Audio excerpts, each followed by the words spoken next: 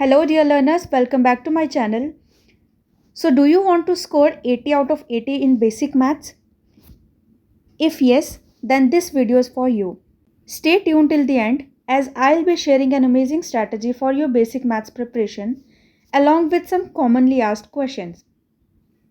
So, let's get started. Okay. सो जब भी हम किसी सब्जेक्ट की स्ट्रैटेजी की बात करते हैं तो सबसे पहली चीज़ जो हमारे दिमाग में आती है वो होती है कि हमें पढ़ना क्या है. सो उसके लिए the foremost thing that we should do is to understand the syllabus.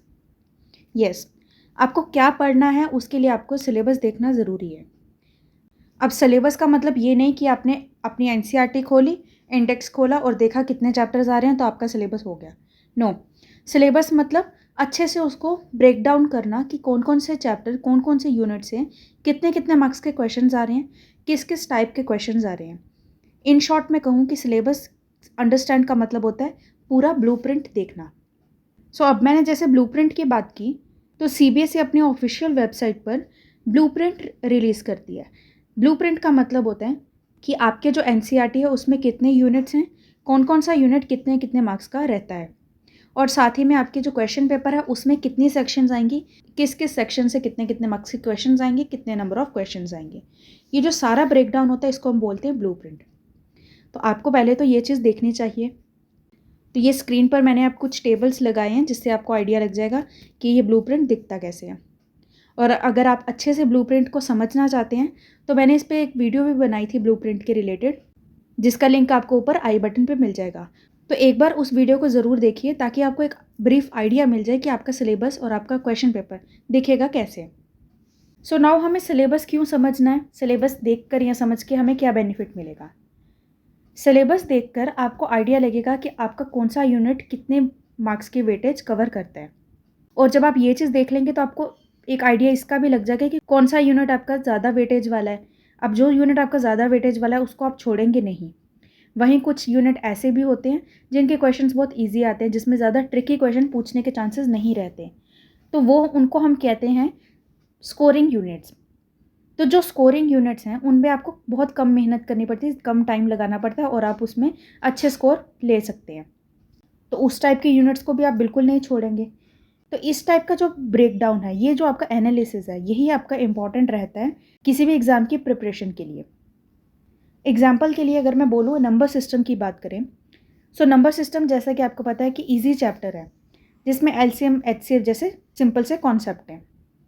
तो इस टाइप के जो चैप्टर्स होते हैं इनमें ज़्यादा कुछ ट्रिकी क्वेश्चन पूछने के चांसेस नहीं रहते और आप बहुत थोड़े से कॉन्सेप्ट समझ के चैप्टर अपना कंप्लीट कर लेंगे.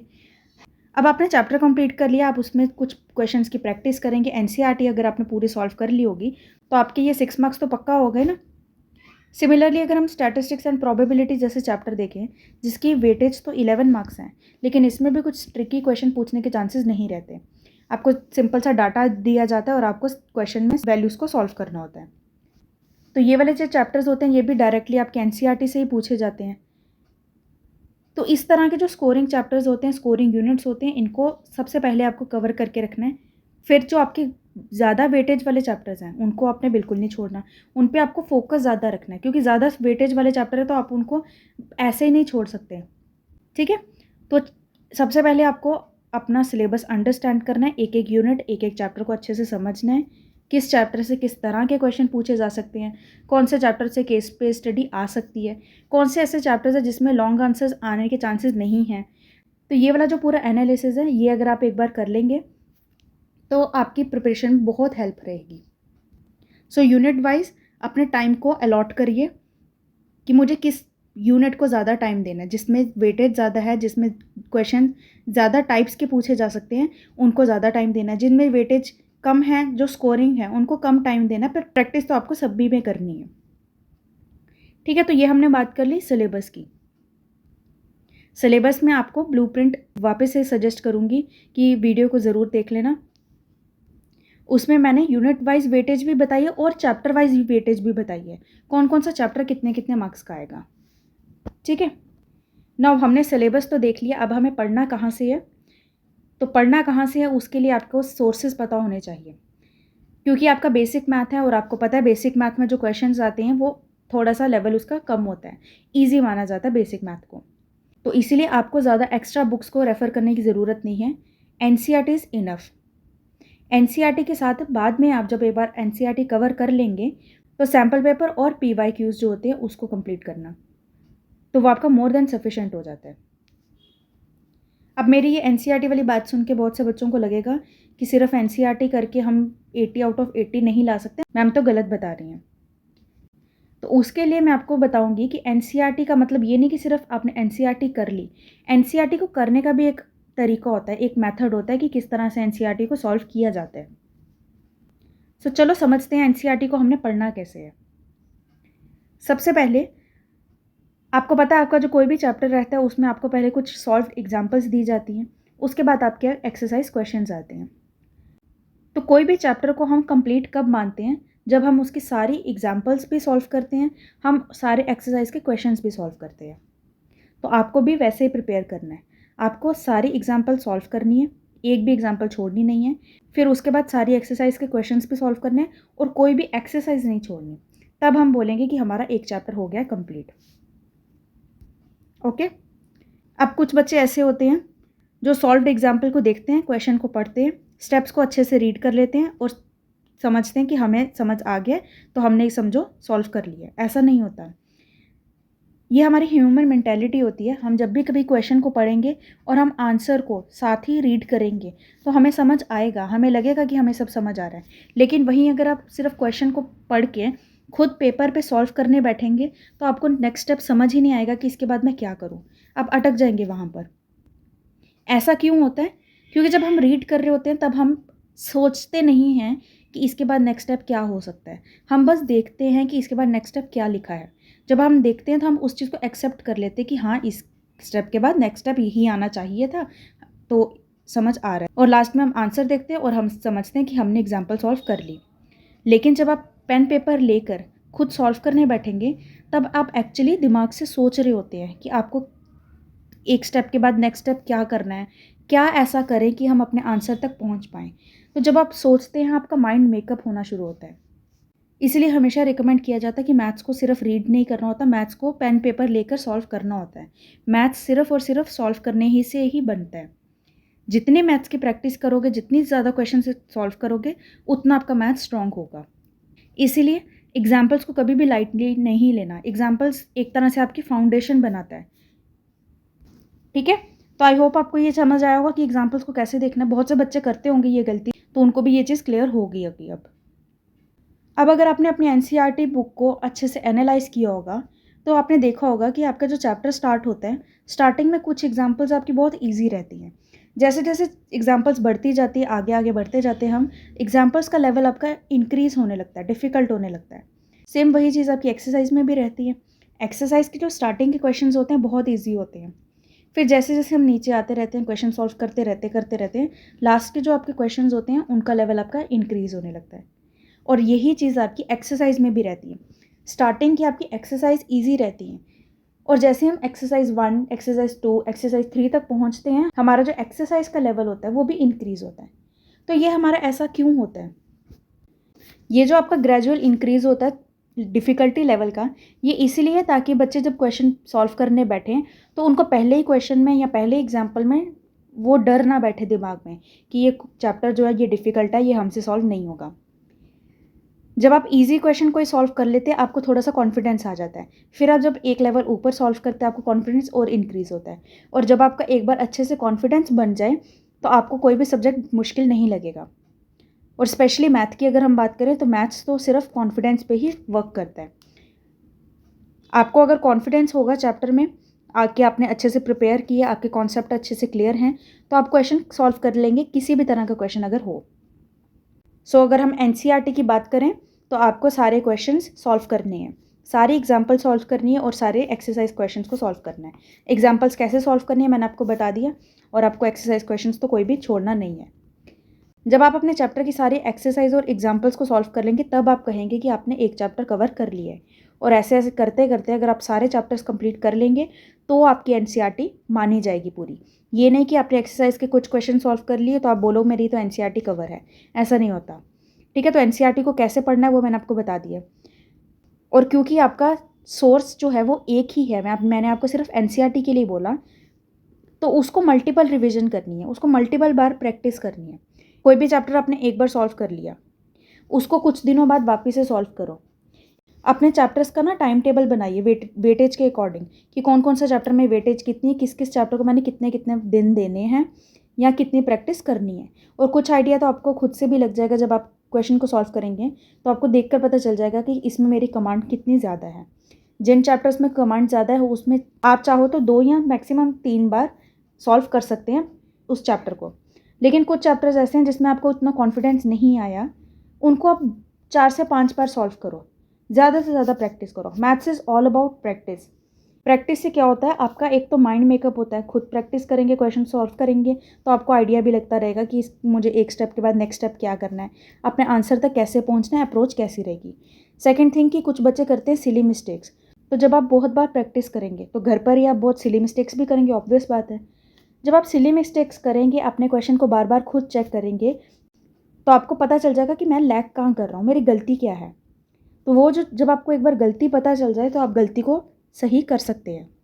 मुश्किल कहाँ आती है कि आपको पता ही ना चले कि मैं गलत क्या कर रहा हूँ। जब आपको एक बार पता चल गया कि मेरी ये गलती है, मैं सिली मिस्टेक्स कर रहा हूँ, तो आप उस चीज़ को ठीक कर सकते हैं। इसलिए प्रैक्टिस ज़रूरी होती है। ओके, सो आई होप आपको ये समझ आया अच्छे से एनसीईआरटी को कैसे पढ़ना है।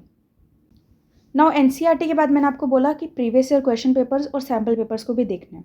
तो उसको कैसे देखा जाता है? प्रीवियस ईयर क्वेश्चन पेपर्स मतलब पिछले सालों में जो भी क्वेश्चंस आए थे वो आपको क्वेश्चन पेपर मिल गया सीबीएसई का। जब आप वो क्वेश्चन पेपर को देखेंगे, आपको देखकर पता चलेगा कि सीबीएसई किस तरह के क्वेश्चंस पूछता है, किस चैप्टर का लेवल कैसा कैसा होता है और किस किस चैप्टर से किस तरह के क्वेश्चन पूछे जाते हैं। प्रीवियस ईयर का जो एनालिसिस है वो बहुत हेल्प करता है प्रिपरेशन में। कोई भी चैप्टर कंप्लीट करते हो तो एक बार प्रीवियस ईयर को ज़रूर देखो कि इस चैप्टर से प्रीवियस ईयर में किस तरह के क्वेश्चन पूछे गए हैं, उनको सॉल्व करो। जब आप उनको सॉल्व करोगे आपको पता चलेगा कि क्या मैंने चैप्टर को उतने लेवल का प्रिपेयर किया था जितने लेवल का क्वेश्चन आया था प्रीवियस ईयर में। सो जब आप इस तरह से अपने प्रिपरेशन रखेंगे, आपका प्रीवियस ईयर भी सॉल्व होता रहेगा, आपको अपना लेवल पता चलेगा कि प्रिपरेशन आपने किस तरह से की थी और आपको आइडिया लग जाएगा कि इस चैप्टर से किस तरह के क्वेश्चन पूछे गए हैं। तो इस चीज़ में हेल्प करता है प्रीवियस ईयर क्वेश्चन पेपर। और फिर बात आती है सैम्पल पेपर की। सैम्पल पेपर होता है कि आपका जो आने वाला जो एग्ज़ाम है बोर्ड का वो कैसा दिखेगा, उससे रिलेटेड एक सैम्पल पेपर बनाया गया है। तो वो सैम्पल पेपर आपके लिए एक तरह से टेस्ट पेपर कहलाता है। सैम्पल पेपर को देख के भी आप एनालाइज कर सकते हैं जैसे मैंने प्रीवियस ईयर में बताया था, और साथ ही आप सैम्पल पेपर को विद टाइम पूरा का पूरा सॉल्व करिए। जब आपका सिलेबस कंप्लीट हो जाता है, सैम्पल पेपर सॉल्व करो। जैसे 3 आवर्स का आपका एग्ज़ाम होता है तो अपना 3 आवर्स फिक्स रखिए कि मुझे ये क्वेश्चन पेपर को 3 आवर्स में कंप्लीट करना है। पूरा पेपर को सॉल्व करो अच्छे से, वो आपकी प्रैक्टिस में हेल्प करता है। ठीक है, so previous year question papers आपके 5 to 7 ईयर्स के सॉल्व करने हैं और आपने जो भी सैम्पल पेपर सीबीएसई रिलीज़ करेगी उसको भी सॉल्व करना है। सो बेसिक मैथ्स का जो PYQ है, प्रीवियस ईयर क्वेश्चन पेपर और सैम्पल पेपर, मैं अपने Telegram channel and WhatsApp channel पे अपलोड कर दूँगी। तो आप एक बार जाकर वहाँ से डाउनलोड कर सकते हैं और आप देख सकते हैं कि किस तरह से क्वेश्चंस पूछे जाते हैं। सो मेरे टेलीग्राम चैनल और व्हाट्सएप चैनल का लिंक आपको डिस्क्रिप्शन बॉक्स में मिल जाएगा, तो वहाँ से आप डाउनलोड कर लेना। तो ये हो गया आपके सोर्सेज। क्या सोर्सेज मैंने बताए? NCERT, then sample paper and previous year question papers, that is enough. Now एक बहुत कॉमनली आस्क्ड क्वेश्चन होता है कि मैम हमें क्वेश्चन पढ़ के समझ नहीं आ रहा कि इसमें पूछा गया है, इसको सॉल्व कैसे करना है। ये चीज़ कब होती है? जब आपके चैप्टर से रिलेटेड कॉन्सेप्चुअल अंडरस्टैंडिंग नहीं रहती। फॉर एग्जांपल, फर्स्ट चैप्टर की अगर हम बात करें जिसमें HCF और LCM का कॉन्सेप्ट है, अगर आपने HCF और LCM का कॉन्सेप्ट नहीं पढ़ा अच्छे से तो आपको जब वर्ड प्रॉब्लम मिलेगी तो आप उसको देखकर नहीं बता पाएंगे कि इसमें मुझे HCF फाइंड करना था या LCM फाइंड करना था। वो चीज़ कब होगी? जब आपको पता होगा HCF का एग्जैक्ट मीनिंग क्या है, LCM का एग्जैक्ट मीनिंग क्या है। तो ये जो एग्जैक्ट मीनिंग है इसको हम बोलते हैं कॉन्सेप्चुअल अंडरस्टैंडिंग, कि आपका जो चैप्टर में टॉपिक है उस टॉपिक से रिलेटेड आपको कॉन्सेप्ट कितना क्लियर है। जब आपका कॉन्सेप्ट क्लियर होगा तब आपको समझ आएगा कि क्वेश्चन में पूछा क्या है। ठीक है, और अगर हम न्यूमेरिकल्स की बात करें, वहाँ पे इस तरह का डाउट रहता है, आपको वैल्यूज़ दी गई हैं पर आपको समझ नहीं आ रहा कि इसमें फॉर्मूला कौन सा यूज़ करना है। उसके लिए आपको टिप दूंगी कि जब भी आपको नहीं समझ आ रहा है कि कौन सा फॉर्मूला यूज़ करना है, सबसे पहले जो आपको क्वेश्चन में गिवन है ना उसको एज इट इज़ लिख लो। ये चीज़ मैं अपने सारी एक्सरसाइज क्वेश्चंस में भी बताती हूँ। जब भी मैं सॉल्व कराती हूँ मैं यही चीज़ बोलती हूँ कि जब आपने क्वेश्चन देखा सबसे पहले लिखो कि क्वेश्चन में गिवन क्या है। जब आप एक बार लिख लोगे ना, आपको बहुत चीज़ों से आइडिया मिल जाएगा कि मुझे क्वेश्चन को अप्रोच करना कैसे है। तो इस चीज़ को ट्राई करना ज़रूर। गिवन लिखने के बाद याद करो कि इस चैप्टर से रिलेटेड मैंने क्या क्या फॉर्मूले पढ़े थे, वो उनको ना साइड पे लिख लो फॉर्मूलाज़ को। जब आप सारे फॉर्मूलाज़ लिख लोगे तो फिर अब आप मैच करो कि मेरे को गिवन क्या है और मेरे पास कौन सा फॉर्मूला ऐसा है जो बिल्कुल फिट बैठ रहा है। इस तरह से घर पे प्रैक्टिस करिए तो आपकी खुद ही कमांड भी बनेगी, और जब आपकी एक बार कमांड बन जाएगी तो आप एग्ज़ाम में वो क्वेश्चन को गलत नहीं कर पाओगे। ठीक है। सो आई होप मैंने बच्चों का ये वाला डाउट भी क्लियर कर दिया होगा। सो अब तक हमने स्ट्रैटेजी में क्या क्या देखा कि सबसे पहले तो हमें सिलेबस देखना है, फिर हमने देखना है हमारे रिसोर्सेज क्या क्या यूज़ करने चाहिए हमें, फिर मैंने आपको बताया कि मल्टीपल टाइम क्वेश्चंस की प्रैक्टिस करनी है, प्रैक्टिस इज़ दी की। एंड देन मैंने आपको बताया कि कॉन्सेप्चुअल अंडरस्टैंडिंग होना बहुत ज़रूरी है किसी भी क्वेश्चन को सॉल्व करने के लिए। नाउ ये सब तो ठीक है, लेकिन कुछ चैप्टर्स ऐसे होते हैं जिसमें बहुत सारे फॉर्मूलाज हैं, हम फॉर्मूलाज भूल जाते हैं, तब क्या करें। इस चीज़ के लिए मैं आपसे सजेस्ट करूँगी कि आप ना हर चैप्टर के लिए एक फॉर्मूला शीट बनाइए। फॉर्मूला शीट क्या होती है, आपने चैप्टर का नाम लिखा और नीचे लिखा कि हमने इस चैप्टर में कौन कौन से फॉर्मूलाज को पढ़ा था। ये चीज़ आपकी एग्ज़ाम के टाइम पे आपको रिवीजन करने में हेल्प करेगी। या अगर आपको कुछ फॉर्मूलाज भूल रहे हैं तो आप डेली उन फॉर्मूलाज को देख देख कर रिवाइज कर सकते हैं। और अगर आप प्रैक्टिस भी करेंगे क्वेश्चंस की तो आपको खुद ब खुद ही फॉर्मूलाज लर्न हो जाएंगे। ठीक है। तो आप फॉर्मूला शीट्स की भी हेल्प ले सकते हैं अपनी प्रिपरेशन को और इन्हेंस करने के लिए। देन लास्ट में मैं आपको यही बोलूँगी कि आपके जो भी वीक पॉइंट्स होते हैं उन पे वर्क करिए। वीक पॉइंट्स एज इन, जैसे आप क्वेश्चन में बहुत सिली मिस्टेक्स करते हैं तो उस चीज़ के लिए आप ज़्यादा से ज़्यादा प्रैक्टिस करिए, अपने क्वेश्चंस खुद चेक करिए। खुद चेक करने पे क्या होता है, आपको पता चल जाता है मैं किस तरह की गलती कर रहा हूँ, तो फिर आप वो नेक्स्ट टाइम अवॉइड करते हैं गलती करना। तो सिली मिस्टेक्स जैसी वीक पॉइंट्स अपने सही करिए। आपने स्टेप्स की मगिंग की है, स्टेप्स को लर्न किया है, तो आपको वो स्टेप्स भूल जाएंगे एग्ज़ाम में, तो इसीलिए प्रैक्टिस करिए। तो ये वाला वीक पॉइंट भी आप अपना सही कर सकते हैं प्रैक्टिस के साथ। देन आपको कॉन्सेप्ट तो क्लियर है पूरे चैप्टर का, लेकिन आपको फॉर्मूला बोल रहा है तो उसके लिए आप फॉर्मूला शीट को यूज़ कर सकते हैं। देन कुछ क्वेश्चंस ऐसे होते हैं जो आपको पता है कि करने कैसे हैं, आपको स्टेप्स भी पता है अच्छे से, आपकी कमांड भी अच्छी है, लेकिन आप टाइम बहुत ले लेते हैं। तो टाइम लेने के कारण क्या होता है, आपका क्वेश्चन ही छूट जाता है या आपका एग्ज़ाम में टाइम बहुत लग जाता है। उसके लिए आप ज़्यादा से ज़्यादा प्रैक्टिस करिए ताकि आपका कमांड बने और आपकी स्पीड इंक्रीज़ हो क्वेश्चन को सॉल्व करने के लिए। ठीक है। सो स्ट्रैटेजी कैसी भी हो, एट द एंड प्रैक्टिस ही आपको मैथ्स में परफेक्ट बनाएगी। सो आई होप आपको ये पूरी स्ट्रैटेजी अच्छे से समझ आई है। सो कुछ कॉमनली आस्क्ड क्वेश्चंस। सबसे पहला ये कि क्या बेसिक मैथ्स की चेकिंग जो होती है बोर्ड में वो स्ट्रिक्ट होती है, क्योंकि बहुत से बच्चे बेसिक मैथ्स में फ़ेल हो जाते हैं। सो ऐसा बिल्कुल भी नहीं है। सीबीएसई का एक सेट असेसमेंट क्राइटेरिया होता है, एक सेट मार्किंग स्कीम होती है। सीबीएसई उसी के अकॉर्डिंग सारे क्वेश्चन चेक करते हैं। एक मार्किंग स्कीम दी जाती है जो कि स्टेप बाय स्टेप चलती है कि हर एक स्टेप का कितने कितने मार्क्स हमने अलॉट करने हैं। सो कभी भी मार्किंग आपकी बेसिक या स्टैंडर्ड क्वेश्चन पेपर को देखकर स्ट्रिक्टनेस वेरी नहीं करती। अब बच्चे बेसिक मैथ में फिर फेल क्यों होते हैं, क्योंकि बच्चों को लगता है बेसिक मैथ है ईजी है, मतलब हम कुछ भी पढ़ेंगे या थोड़ा सा भी पढ़ेंगे हम तो पास हो जाएंगे। बट ऐसा नहीं होता। बेसिक मैथ चाहे ईजी है बट बेसिक मैथ भी प्रैक्टिस तो मांगता ही है। बेसिक मैथ में भी आपको कॉन्सेप्ट अगर क्लियर नहीं होगा तो आप उसमें पास नहीं हो सकते। सो ये जो बच्चों में मिथ होता है कि ईजी है मतलब हम कर लेंगे, वही चीज़ आपको फेल कर देती है। ठीक है। देन क्वेश्चन आता है कि क्या सिलेबस आपका बेसिक मैथ और स्टैंडर्ड मैथ का सेम रहता है। तो येस, सिलेबस आपका सेम रहता है। आपकी एनसीईआरटी की बुक सेम रहती है, आपके नंबर ऑफ चैप्टर सेम रहते हैं, चैप्टर्स का वेटेज सेम रहता है, मार्क्स डिस्ट्रीब्यूशन सेम रहता है। डिफरेंस बस आता है डिफ़िकल्टी लेवल पर।